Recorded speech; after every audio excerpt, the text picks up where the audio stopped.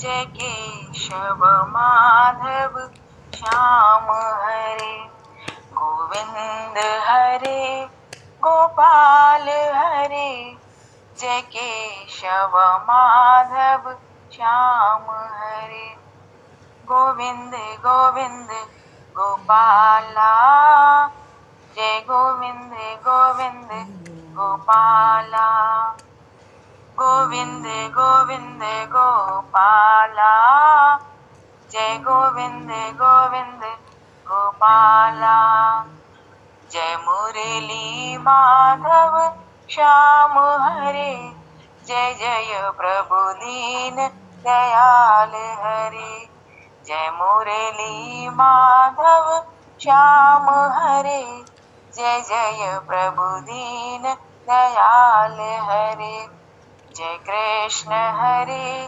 गोविंद हरे, जय जय गिरधर गोपाल हरे, जय कृष्ण हरे गोविंद हरे, जय जय गिरधर गोपाल हरे, गोविंद हरे गोपाल हरे, जय केशव माधव श्याम हरे, गोविंद हरे गोपाल हरे, जय केशव माधव श्याम हरे, जय राम हरे जय कृष्ण हरे, जय मुरलीधर घनश्याम हरे, जय राम हरे जय कृष्ण हरे, जय मुरलीधर घनश्याम हरे, मनमोहन सुंदर श्याम हरे, घनश्याम हरे राधे श्याम हरे, मनमोहन सुंदर श्याम हरे, घनश्याम हरे राधे श्याम हरे, गोविंद हरे गोपाल हरे, जय केशव माधव श्याम हरे, गोविंद हरे गोपाल हरे, जय केशव माधव श्याम हरे, श्री राधे राधे कृष्ण हरे, जय कुंज बिहारी श्याम हरे, श्री राधे राधे कृष्ण हरे, जय कुंज बिहारी श्याम हरे, हे सर्वेश्वर हे परमेश्वर, हे योगेश्वर श्री कृष्ण हरे, हे सर्वेश्वर हे परमेश्वर, हे योगेश्वर श्री कृष्ण हरे, गोविंद हरे गोपाल हरे, जय केशव माधव श्याम हरे, गोविंद हरे गोपाल हरे, जय केशव माधव श्याम हरे, जय मुरली माधव श्याम हरे, जय जय प्रभु दीन दयाल हरे, जय मुरली माधव श्याम हरे, जय जय प्रभु दीन दयाल हरे, जय कृष्ण हरे गोविंद हरे, जय जय गिरधर गोपाल हरे, जय कृष्ण हरे गोविंद हरे, जय जय गिरधर गोपाल हरे, गोविंद हरे गोपाल हरे, जय केशव माधव श्याम हरे, गोविंद हरे गोपाल हरे, जय केशव माधव श्याम हरे, गोविंद गोविंद गोपाला, जय गोविंद गोविंद गोपाला, वृंदावन बिहारी लाल की जय।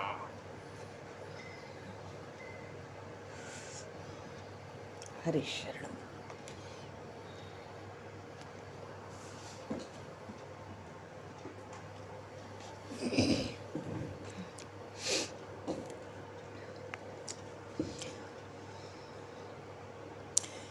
बोली श्री राधे और कृष्णचंद्र भगवान की जय। श्यावर रामचंद्र भगवान की जय। श्री गौरी शंकर भगवान की,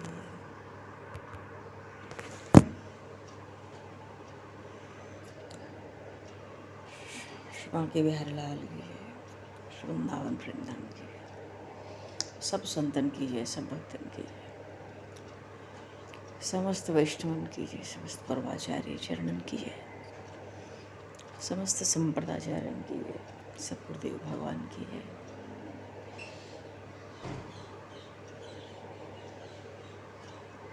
गंगा मैया की जय, जमुना मैया की जय, सरयू मैया की जय, गौ माता की जय, तुलसी माता की जय, पृथ्वी माता की जय, काशी माता जय। जय से सीताराम, जय जय श्राद्ध श्याम, नमः पार्वती पते, हर हर महादेव।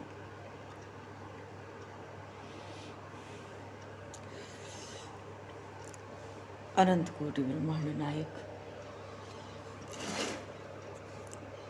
सर्वेश्वर पूर्ण परात्पर ब्रह्म, असंख्य कल्याण गुण गणले, भक्तवांक्षा कल्पतरु, शरणागत वत्सल भक्तवत्सल, दीनबंधु दया सिंधु, भगवान श्री राधा माधव के सिंह कृपा करुणा से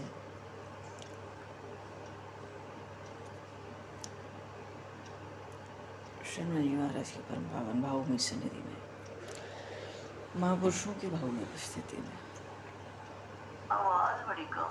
एवं आप सभी श्रद्धालु भक्त वैष्णवों की मंगल सन्निधि में मानव जीवन का सर्वोत्कृष्ट फल भगवत गुणगान, भगवत स्मरण का आनंद हम सभी आज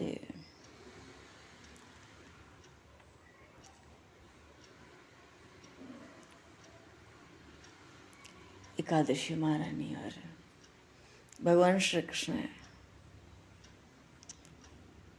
के चरित्र के माध्यम से प्राप्त करने जा रहे हैं।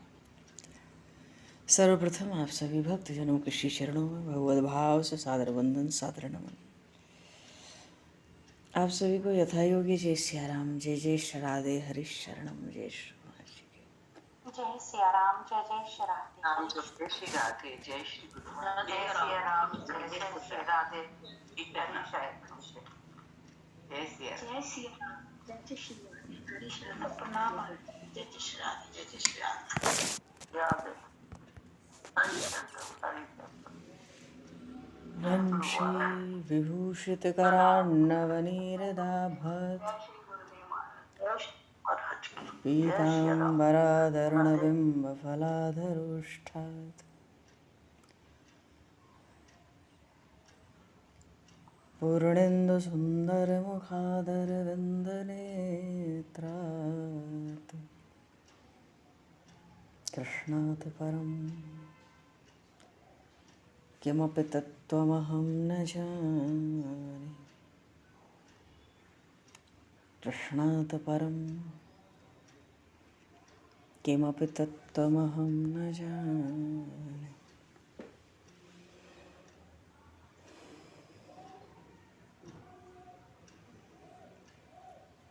आज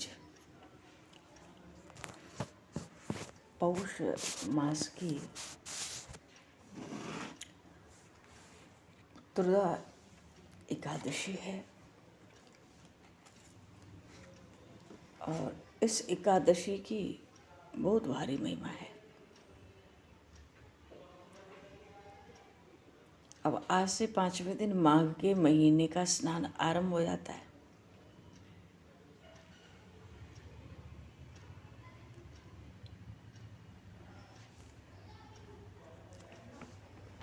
ये जो पुत्रता एकादशी का व्रत है,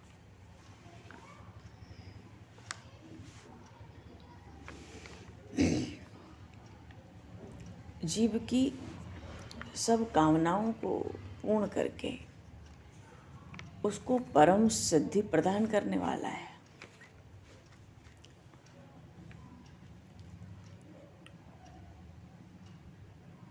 और महात्मा की इतनी महिमा है कि इसके महात्मा को कहने सुनने से अग्निष्टोम यज्ञ का फल प्राप्त होता है। ये एकादशी ऐसी विलक्षण है कि इनकी महिमा भी सुने और कोई नित्य पढ़े सुने सुनावे, कहते हैं इतने से भगवत प्राप्ति जीव को हो जाए। और सूत जी महाराज ने तो पद्म पुराण में एकादशी महारानी के 26 नामों का ही कीर्तन कर लिया, उच्चारण कर लिया भली बात है। कहते हैं कुछ त्रुटि रह जाए, कुछ कमी रह जाए व्रत में, उद्यापन में, उसकी भी पूर्णता हो जाती है नाम उच्चारण मात्र से। हम लोग भी उच्चारण करेंगे।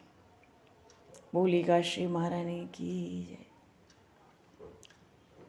उत्पन्ना मोक्षदा चापी सफला पुत्रदा तथा षट्तिलाख्या जयाख्या च विजया आमल कीति च पाप मोचनी काख्या च कामदा च वरुधिनी मोहिनी चापराख्या च निर्जला योगिनी तथा विष्णुर्देवस्य शयनी पवित्रा पुत्रदा त्वजाम परिवर्तनी इंदिराख्या तथा पाषाणकुशारमा देवोत्थानेति च प्रोक्ताश्चतुर्विंशतिनामभिः द्वयि चाप्य अधिक मासस्य पद्मनि परमेति च। अधिक मास की दो पुरुषोत्तम मास की पद्मिनी और परमा, कमला और परमा। तो सूत जी कहते हैं कि इनका जैसा नाम है वैसा ही अर्थ है, और जैसा ही अर्थ है वैसी ही ये सिद्धि देती है निश्चित रूप से। अनवर्थानि च नामानि सर्वासाम विद्य निश्चितम। और कोई इनकी कथा को पढ़े सुने तद्धि सर्वम कथाभिस्तु स्फुटताम याशति ध्रुवम।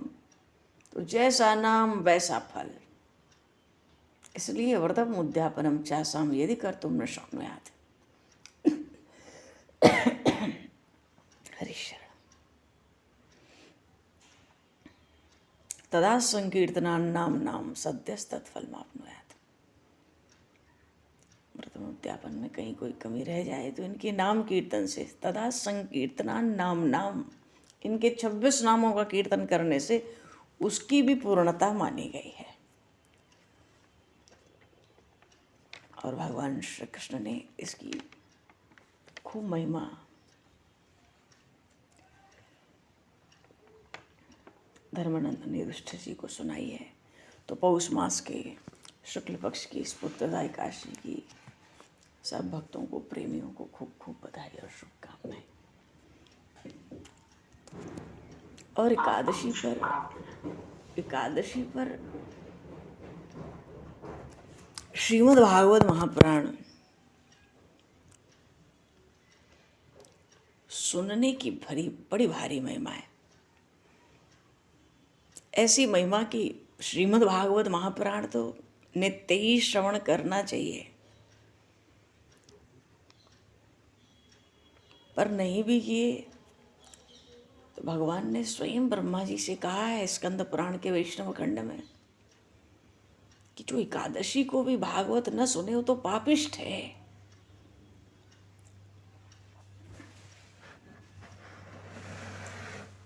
श्रीमद् भागवत एक ऐसा विलक्षण ग्रंथ है जिसको परमहंसों की भी संहिता कहा गया।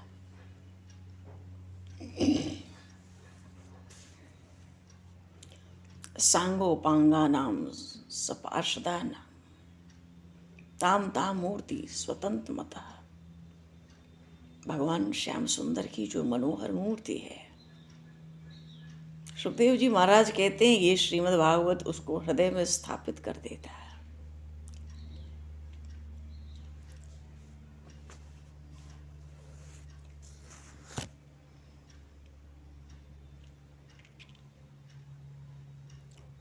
जीव अगर भगवत भजन में तन्मय हो जाए तो भगवान के भजन में सिद्धि प्राप्त हुई, ये उसका एक लक्षण है।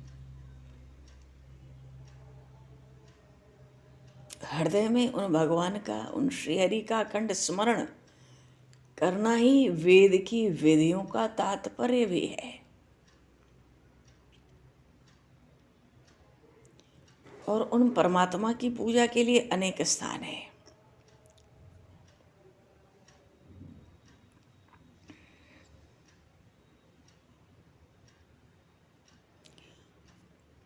श्रीमद् भागवत महापुराण में कहा कि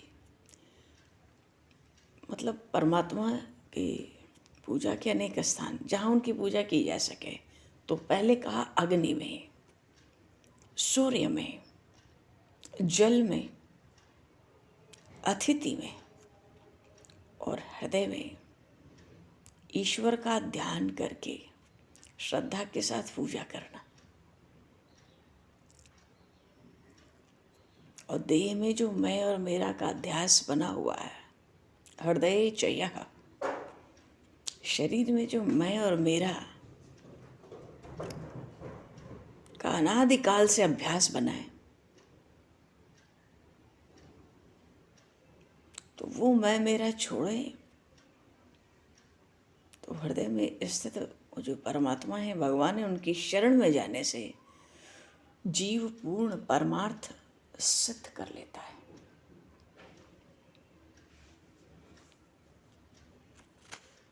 और अहंता जो है उसका बिल्कुल नाश होने का तात्पर्य यह है कि भगवान ने हमें अपनी शरण में ले लिया है।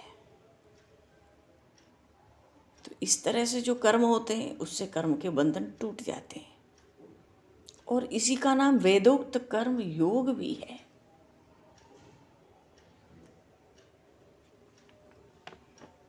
वेद का सच्चा तात्पर्य तो कर्म से कर्म का बंधन छुड़ाने का ही है, क्योंकि जीव मनुष्य रजोगुण से प्रकट है, उत्पन्न है, तो कर्म के बिना तो रह नहीं सकता। तो वेदों का तात्पर्य भी यही है, सच्चा तात्पर्य, कि कर्म से कर्म करते हुए कर्म से मुक्ति कैसे हो जाए।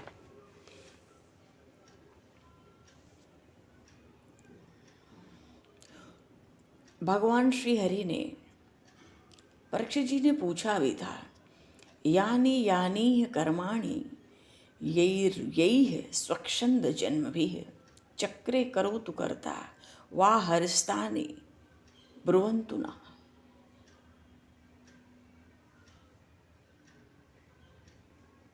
उन भगवान श्री हरि ने अपनी लीला शक्ति से जन्म धारणा की और स्वेच्छा से कर्म किए, उनकी महिमा अगाध है। भगवान के अवतार, उनकी स्थिति, जन्म के प्रकार, उनके नाम, इनका अंत ही नहीं है। भगवान की लीला शक्ति असीम है। उन प्रभु के एक नख में अनंत शक्ति है।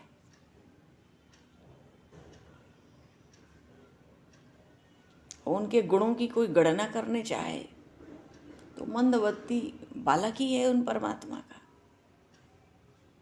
चींटी के आकाश नाप सकती है। कोई कितना भी बड़ा वीर हो, समुद्र से सारा नमक निकाल लेगा।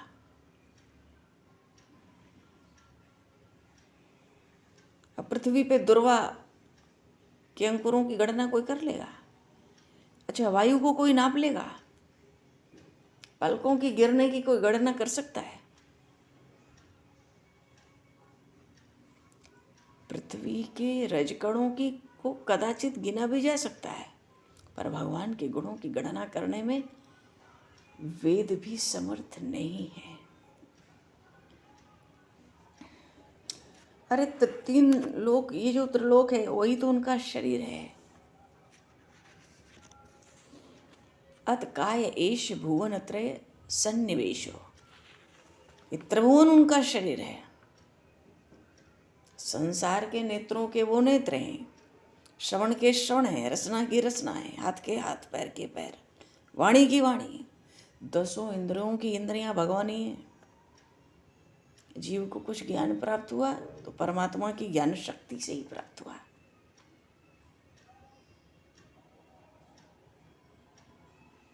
कल्प के आरंभ से ही अवतार लेते रहते हैं, अजन्मा है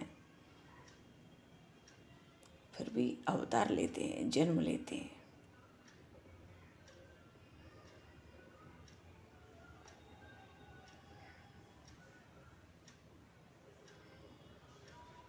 कभी धर्म की पत्नी मूर्ति के गर्भ से, एक होते हुए भी नर नारायण के रूप में 2 रूप में अवतार लेते हैं।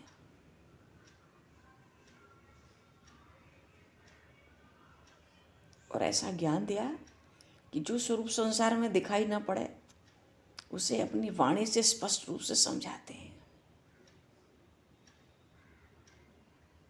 नारायण अवतार। बोलिए श्रीमन नारायण भगवान की जय। मान लो ये तो सृष्टि का आरंभ है और कभी मत्स्य अवतार, कभी कूर्म अवतार, कभी वराह अवतार। मत्स्य अवतार लिया तो इतना जल था उस समय प्रलय में, प्रलय काल में, कि पृथ्वी भी उस जल के भारी भार से डर गई थी। तो पृथ्वी की रक्षा। अब प्रलय के बाद जब सृष्टि होगी तो मनु कौन होगा? भावी मनु, उसकी रक्षा। औषधियों को, वनस्पतियों को डूबने से बचाया जाए, ये मत्स्य अवतार में भगवान ने किया। कूर्म अवतार में अपनी पीठ पे मंदराचल लाद लिया, क्षीर सागर का मंथन करा दिया, देवताओं को अमृत पीने को मिला। वराह अवतार लिया, पृथ्वी का उद्धार कर दिया। उद्धार करके पृथ्वी को ही शांत किया। और उस हाथी की आर्तवाणी सुनकर गज की बैकुंठ से कूद पड़े, मगर के मुंह से हाथी को प्रेम पूर्वक उद्धार किया।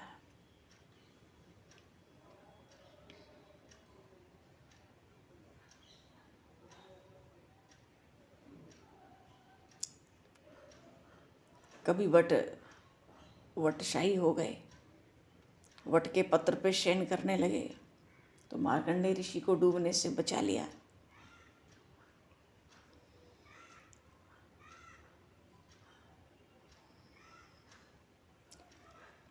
ये जो नल नील थे, नल नाम के जो बानर थे, ऋषियों की पूजा करने की शालिग्राम की जो प्रतिमा थी समुद्र में फेंक देते। ऋषियों ने नल को श्राप दिया, तुम्हारे द्वारा फेंका हुआ पत्थर पानी में नहीं डूबेगा। फिर ऋषि लोग तैरते हुए शालिग्राम को समुद्र में से निकालने का प्रयत्न करते, पर जल में तो डूबने ही लगते ना। शालिग्राम तो तैर रहे हैं, पर कहाँ तैर रहे हैं, जाने में डूबना पड़ता। बड़ा भारी संकट था श्राप देने के बाद भी नल को। तो भगवान श्री हरि से प्रार्थना की, भगवान ने आके तुरंत उनकी रक्षा भी की थी।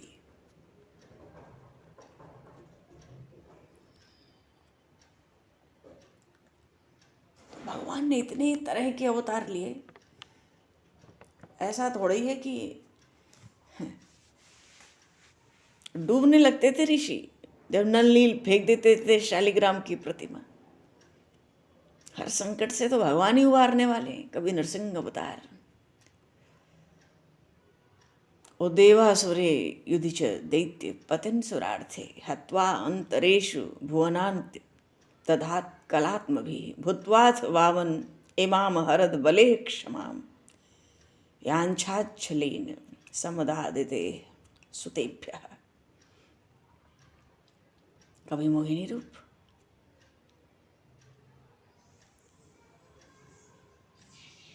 और राहु को किसी तरह चोरी से थोड़ा अमृत का भाग मिल गया था, पीने लगा, तुरंत सुदर्शन चक्र से सिर काट दिया।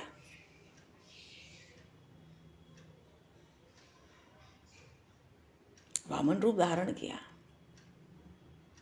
परम भक्ति, परम प्रेम होने के कारण राजा बलि के द्वारपाल बन गए। परशुराम रूप से अंशा अवतार लिया। 21 बार क्षत्रियों को मार के पृथ्वी का भार उतारा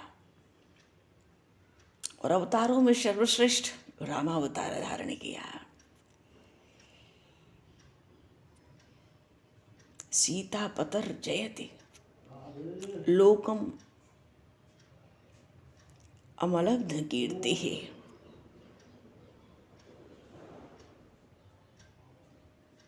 रामावतार धारण किया भगवान ने, समुद्र में पत्थरों को तैरा दिया, मानो उन्हीं पत्थरों से समुद्र पर पुल बंधवा दिया।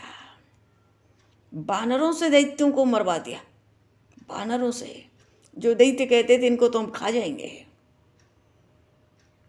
और वो जो स्वर्ण नगरी लंका थी, अपने शरणागत विभीषण को दे दी, अर्पित कर दी, देने दी, अर्पित कर दी। जंगल में पड़ी शिला बनी हुई माता अहल्या, चरण स्पर्श से उद्धार किया, मानो संसार का उद्धार करके उन प्रभु श्री राम ने अपनी कीर्ति को अमर कर दिया। भगवान श्री राम का ऐसा यश, ऐसी कीर्ति, यही कारण है राम नाम का जप करने वाला पुरुषोत्तम कहा गया। बोलिए श्री राम राजा सरकार की जय। सियावर रामचंद्र भगवान की जय।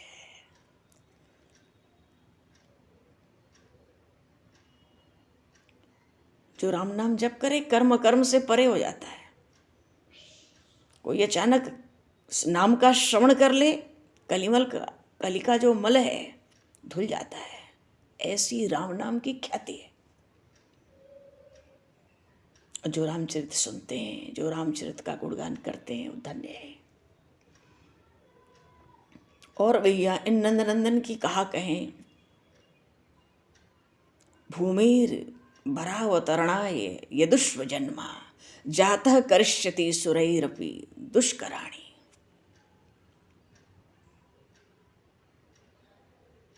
वही परात्पर ब्रह्म, अजन्मा अक्षर ब्रह्म, जो श्रुति शास्त्रों के लिए भी अगोचर है, वेदों के लिए भी किसी की पहुंच में नहीं है, जिसके नाम रूप का कोई अवकाश ही नहीं है, कहो तो बेनाम बेरूप, जिस ब्रह्म को वर्ण आश्रम स्पर्श भी नहीं कर सकते, जो परमात्मा गुण धर्म और कर्म से अतीत है, परे हैं,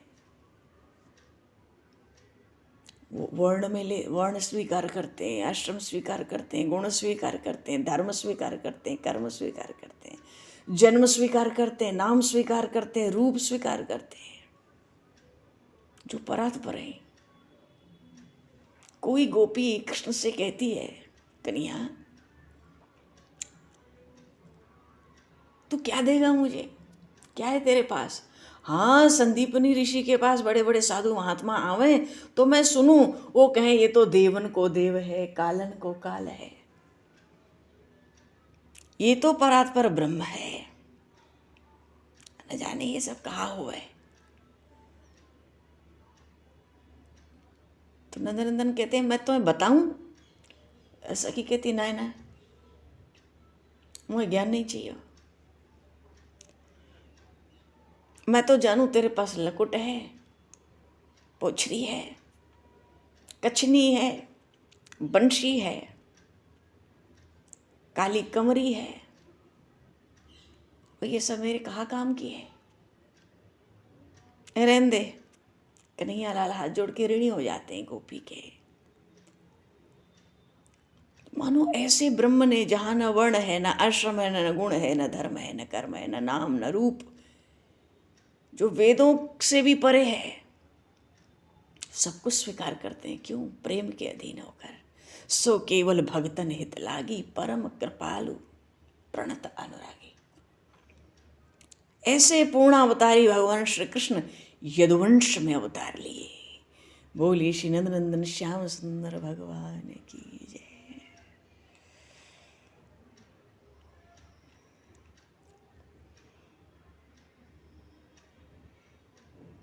ऐसे ब्रह्म, तो श्री कृष्ण कैसे ब्रह्म? नाम रूप वाले ब्रह्म।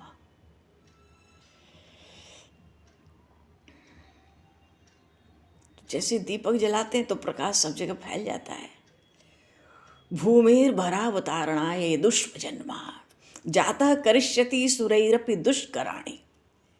भागवत में आया, दीपक जलाते हैं तो सब जगह उसका प्रकाश फैल जाता है।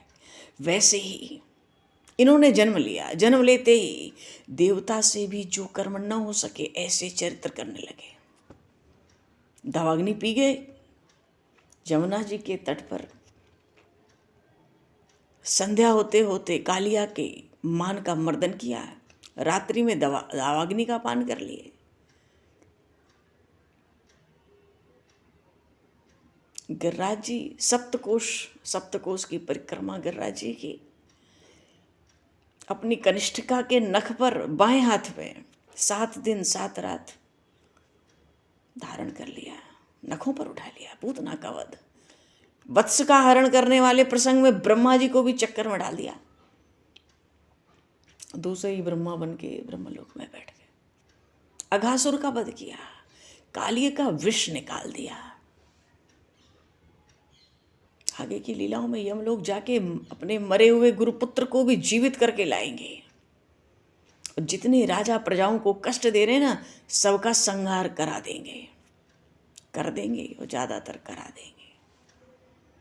किसी को सेना के द्वारा करा देंगे, किसी को अपने हाथ से, किसी को अन्य किसी प्रयोग से, किसी को घर में ही झगड़ा करा देंगे कुटुंब कलह के बहाने, शिशुपाल को अग्र पूजा के बहाने। मानो अधर्म का नाश करके धर्म की महिमा बढ़ाएंगे। और जिस दिन उत्पन्न होंगे,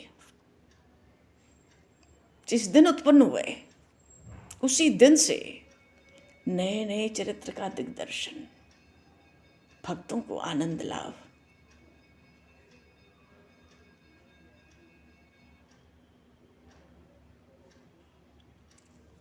वस्तुतः 9 योगेश्वरों ने राजा नेमि को ये प्रसंग पहले ही सुना दिए। राम जी तक तो अवतार सुनाया, श्री कृष्ण का अवतार भविष्य का था, वो भी सुना दिया, क्या क्या करेंगे। ऐसा भगवान का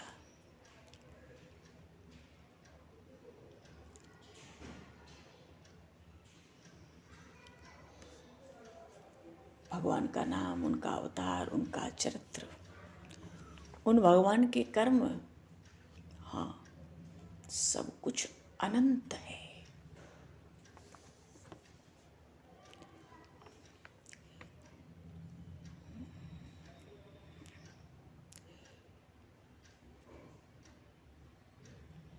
भगवान 4 युग में अवतार लेते हैं। कृतं त्रेता द्वापरम च कली ऋत्येषु केशवः नानावर्णाभिधकारो नानैव विधिनिज्यते। तो हर युग में उनका वर्ण भी अलग होता है। हर युग में भगवान अलग अलग विधि से अपनी प्राप्ति का क्रम चलाते हैं। और कलयुग में नमस्ते वासुदेवाय नमः संकर्षणाय च प्रद्युम्नाय अनिरुद्धाय तुभ्यं भगवते नमः।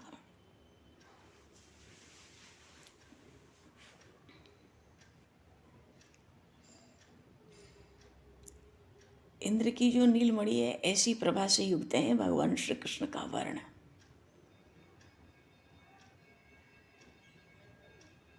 कलयुग में ये श्री कृष्ण ही मुख्य देव हैं, क्योंकि अभी द्वापर का अंत हुआ है।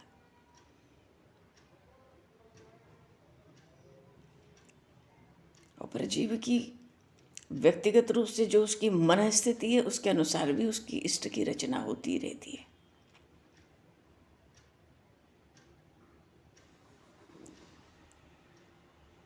और उनके भजन में प्रधान है प्रेम से युक्त होकर कीर्तन। भगवान ने आज तक अनेक अवतार धारण किए, उनमें श्री राम और श्री कृष्ण का चरित्र अतिशय पवित्र कहा गया है। यज्ञ संकीर्तन प्रायर यजंती ही सुमेधसः। कलयुग में कीर्तन ही भगवान की महापूजा है, और उन गरुड़ध्वज भगवान को कीर्तन अत्यंत प्रिय है। देव ऋषि नारद भी सदा कीर्तन भक्ति में तत्पर रहते हैं। नाम संकीर्तन से प्रसन्न होकर उन भगवान श्री हरि ने प्रहलाद जी की, गजेंद्र का, विश्या की, अजामिल की, द्रौपदी का, सबका उद्धार किया। और चित्त की शुद्धि चाहिए तो हरि कीर्तन के समान एक भी साधन नहीं है।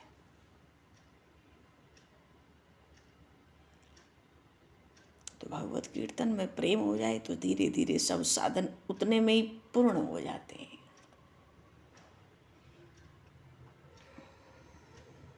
ध्येयम सदा परिभवग्न अभिष्ट दोहम तीर्थास्पदम शिव विरंज अनुतम शरण्यम भृत्यार्तिहम प्रणतपाल भवाब्धिपोतम वंदे महापुरुष ते चरणारविंदम। कितने तरह के ध्यान श्रेष्ठ बताए गए हैं। श्रेष्ठ ध्यान में सबसे बढ़कर है भगवान का स्मरण, नाम के साथ स्मरण।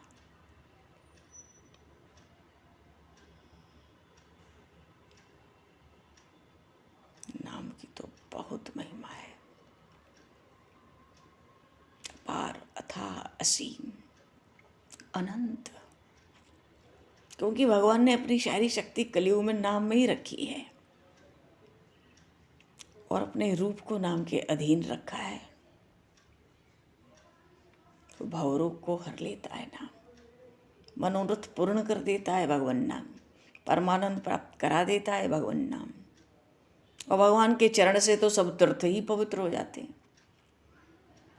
चरणों से गंगा जी निकली, भगवान शिव ने मस्तक पर धारण किया। बोलिए श्री गंगा मैया की जय, श्री शंकर भगवान की जय। और गंगा जी के कारण सब तीर्थों को तीर्थत्व मिल गया है। उन श्री हरि का चरण अकस्मात पत्थर से लगा, वो पवित्र हो गया।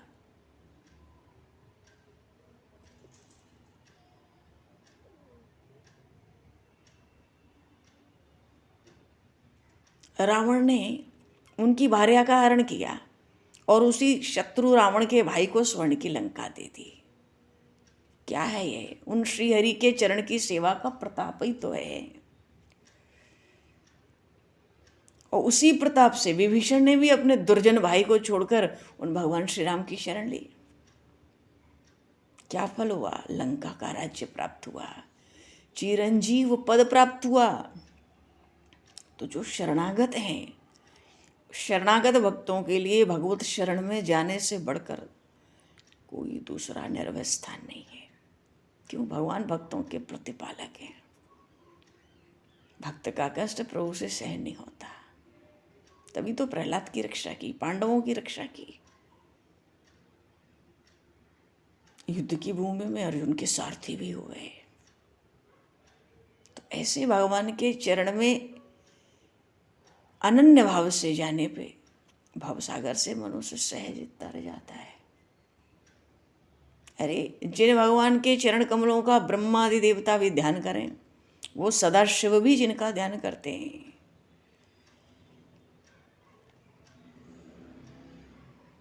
माया मृगम, माया मृग के पीछे दौड़ जाए कहो तो चरण, वंदे महापुरुष ते चरणारविंदम।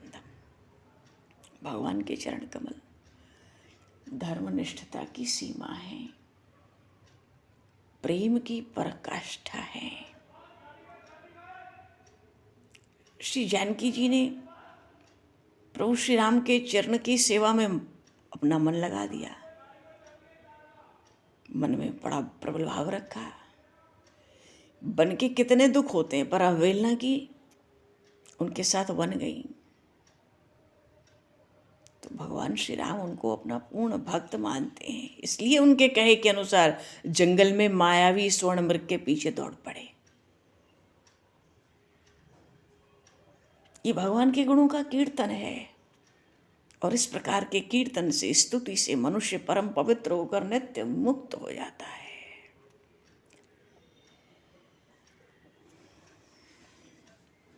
बोले श्री भक्त वत्सल भगवान की जय। यत्र संकीर्तनैः सर्वः। संकीर्तन की महिमा क्यों हो रही है? आज एकादशी में रात्रि जागरण है और जागरण का मुख्य आधार ही है कथा कीर्तन।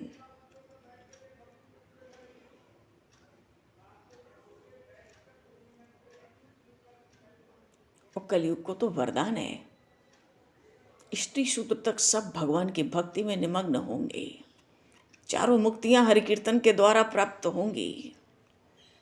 तो तीनों युग के लोग कलयुग की इस महिमा को बहुत बड़ा मानते हैं और यहाँ कलयुग में जन्म पाना चाहते हैं। और जो पुण्यात्मा हो वे कलयुग में जन्म लेते हैं। कलौ खलु भविष्यन्ति नारायण परायणा, भागवत में आया। सब पुण्यात्मा जोर लगा देते हैं कलयुग में जन्म हो जाए प्रभु।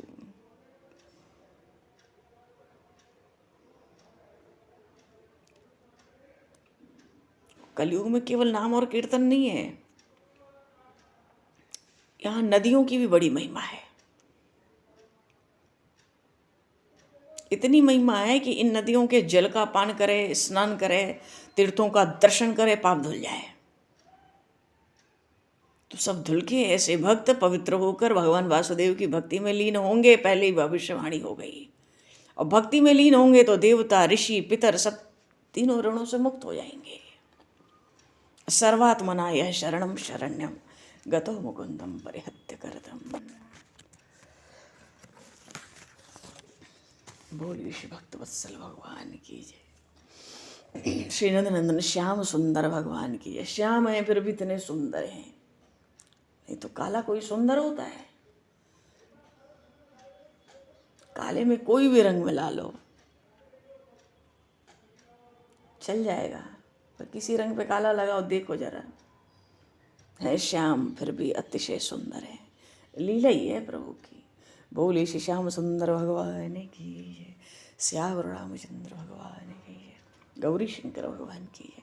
हनुमान जी महाराज की जय। सब संतन की जय, सब भक्तन की जय। तो भगवान अब तो जागरण में मिलना है, इसलिए अब समय को दृष्टिगत करते हुए वाणी को विराम। वाक्य पुष्पांजलि प्रभु के श्री चरणों में सदा सा। आप सभी को यथायोग्य जय श्री राम, जय जय श्री राम, श्री राम। जय श्री राम, जय जय श्री राधे। जय श्री जय श्री राम।